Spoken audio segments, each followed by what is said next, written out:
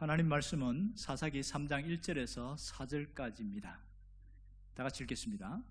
여호와께서 가나안의 모든 전쟁들을 알지 못한 이스라엘을 시험하려 하시며 이스라엘의 자손 세대 중에 아직 전쟁을 알지 못하는 자들에게 그것을 가르쳐 알게 하려 하사 남겨두신 이방 민족들은 블레셋의 5군주들과 모든 가나안 족속과 시돈 족속과 바알 헤르몬 산에서부터 하맛 입구까지 레바논 산에 거주하는 히위 족속이라.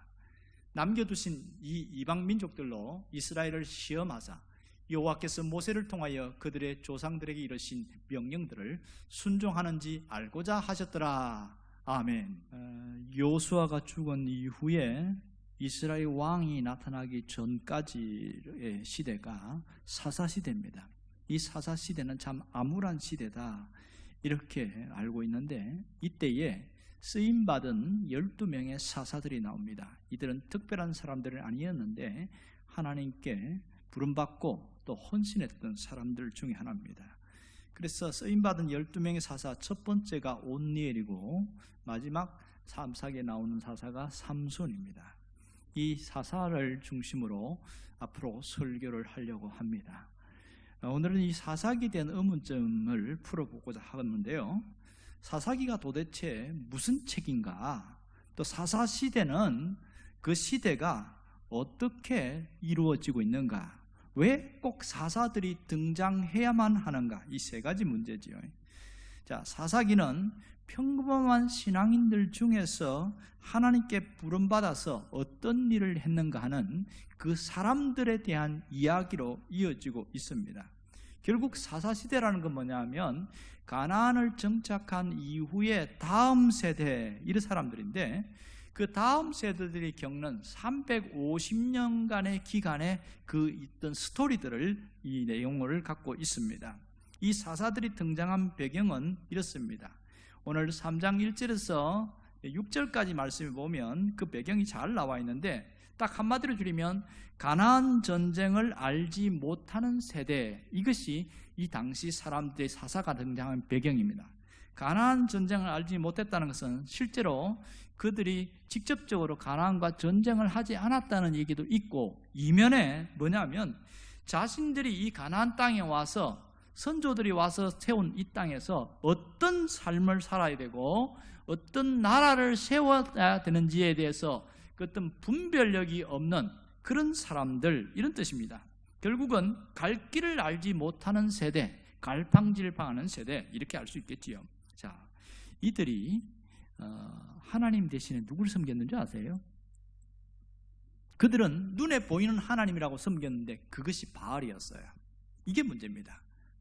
바알을 왜 쫓아갔냐면, 당장 하나님은 전쟁의 신이라고 인정하고 있고 바알은 풍요의 신이다, 돈을 주는다, 뭐 이렇게 생각하고 있는 거예요.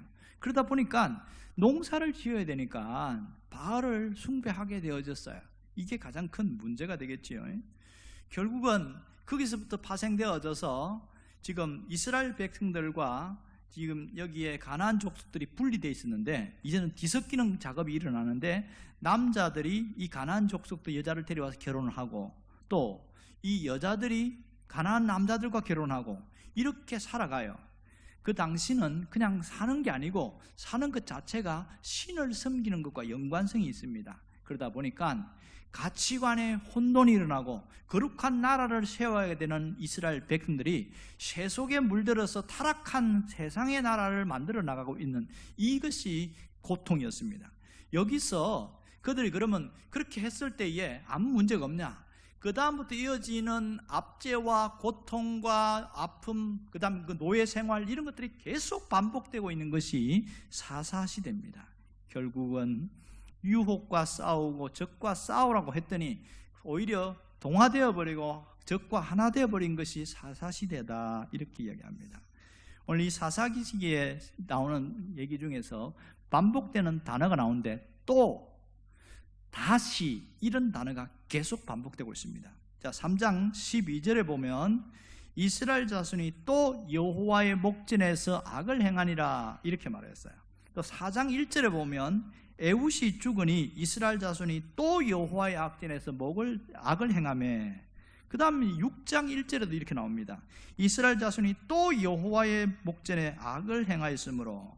그리고 10장 6절에 보면 이스라엘 자손이 다시 여호와의 목전에 악을 행하여, 마지막 13장 1절에 보면 이스라엘 자손이 다시 여호와의 목전에서 다시 악을 행하였으므로. 또 다시 이 단어가 사사기가 끝날 때까지 계속 반복되고 있다는 거죠. 이것이 사사기의 전형적인 현상이었습니다. 사사시대의 범죄의 악순환, 타락의 사이클을 보여주고 있는 것이지요. 자, 여기서 가만히 봐요. 이것이 반복되어지는데 처음에 이렇게 잘 살아가잖아요. 그러다가 이제 죄를 지었어요. 문제가 일어났어요, 안 일어날까요? 얼마간은 아무 문제가 안 일어나는 거예요.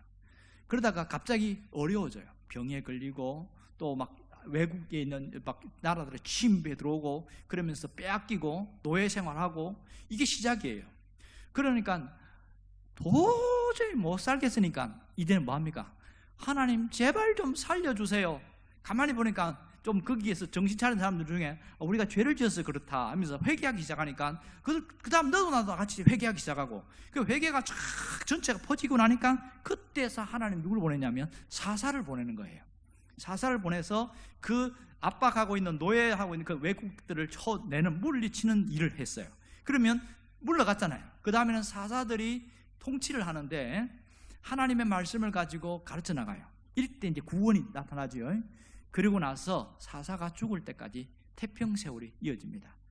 그리고 나서 사사가 죽고 나면 또 죄를 지었고 또 일은 반복하고 또 사사가 죽고 나면 또 죄를 짓고 이게 반복되고 있는 것이 사사기입니다. 이게 악순환의 사이클이 7번 반복되더라 이렇게 말합니다. 자, 그러면 여기서 사사기가 보여주고 있는 게 뭘까요? 딱 한마디로 말하면 왕싸움입니다. 누가 왕이냐 하는 싸움이에요. 누가 왕이냐? 하나님이 왕이냐? 사람이 왕이냐? 그 왕싸움이라는 겁니다. 하나님이 주신 것들을 가지고 하나님이 왕 되심을 놓고 하나님이 영광 받아야 되고 그렇게 하지 않고 내가 주인이 되고 내가 왕이 되는 것. 그래서 내가 왕이 되게 해달라. 이 한마디가 사사기의 핵심입니다. 결국 사사기의 싸움은 우리 신앙인들의 싸움이고 나의 싸움이고 여러분의 싸움입니다. 끊임없이 반복되어집니다. 오늘 여기서 하나님 우리 주신 메시지가 뭘까요? 사사기의 사이클, 그들의 삶의 패턴을 보고 반복하지 말라는 거예요. 사사기 사람들의 어리석은 행동을 보면서 그들처럼 따라가지 말라는 거예요. 그들의 악한 사이클을 보고서 우리는 고쳐서 거룩한 사이클로 바꾸라 이겁니다. 자, 사사기의 5개의 사이클이 뭐라고 그랬어요? 첫 번째는 범죄지요. 그 다음에 두 번째 뭐예요? 징계가 있어요. 징계가 외국이 압박을 하고 빼앗기고 고통당하는 거죠.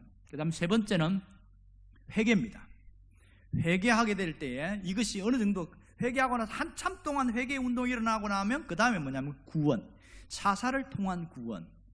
그리고 마지막 5번째는 평안, 태평성대 이렇게 연결됩니다. 이게 사사기 사이클이에요. 자, 그러면 오늘 우리는 어떻게 살고 있냐? 어떤 분들은 사사시대나 우리나 다름없이 똑같이 살아가고 있다 그렇게 얘기한 분도 있어요. 어느 마을에 마늘을 훔쳐간 도둑이 있었어요. 잘 안 잡혔는데 어쩌다가 이 대범해 지면서 마늘을 도둑이 잡혔어요. 결국은 그 고을원님한테 끌려가서 너 어떻게 할래?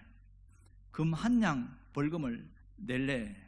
아니면 태장을 50대 맞을래? 아니면 마늘을 그 100통을 먹을래? 이렇게 선택권을 줬어요. 가만히 생각하니까 자기가 그동안 훔치고 팔아간 것이 겨우 금 한 냥밖에 안 되는데 그걸 내려니 너무너무 아깝고 그리고 곤장을 막자니 세상에 50대에 맞다간 죽을 것 같아서 못 맞겠고 그래서 할 수 없이 자기가 선택한 게 마늘 100통 먹겠습니다 이렇게 했어요. 그래서 생마늘 갖다 놓고 본 앞에서 까먹는 거예요. 그걸 까가지고 먹는데 아이고야 10통을 까먹으면서 이게 막 토할 것 같고 막 이게 얼마나 매운지 눈물 나서 도저히 못 먹겠다는 거예요. 그래? 그러면 곤장 맞아야지. 그리고 곤장을 맞는 거예요. 그래갖고 20대를 맞는데 막 죽을 것 같더래. 2대 맞으면 자기가 숨이 넘어갈 것 같아요. 곤장 못 맞겠습니다. 20대 맞고 이제. 그러고 나서 그래? 그러면 금 한도 내. 그냥 할 수 없이 금 한도 냈다는 거예요. 여기서 보여주는 게 뭔지 아세요? 미련한 사람은 회개 없이 이렇게 살다가 쓸데없는 고통만 당하더라. 이게 교훈이에요. 여러분, 하나의 이야기지만 가끔 보면 신앙생활을 하는 사람 중에 이렇게 살아가는 사람 되게 많아요. 문제가 생겼어요. 이걸 처음부터 탁 고개 숙이고 하나님 잘못했으면 이렇게 나와버리면 쉽게 해결될 걸, 이 방법 저 방법 이것저것 다 오만 데 다 얻어 터져갖고 그때서 마지막 와가지고 하나님 앞에 손드는 사람이 있어요. 하나님 도와주세요 이러면서. 이 사람을 미련한 사람이다 이렇게 말합니다. 여러분, 사사시대의 그 사람들의 실상이 우리에게도 반복되고 있다는 건 비극입니다. 오늘 하나님 우리에게 뭘 원하실까요? 세속의 사이클에서 영적인 사이클로 너를 바꾸라 이겁니다. 뭐라고요? 세속의 사이클에서 영적인 사이클로 바꾸라는 겁니다. 세속에 물든 그 삶이 영적인 삶으로 바꾸어 나가라는 거예요. 회복된 삶으로.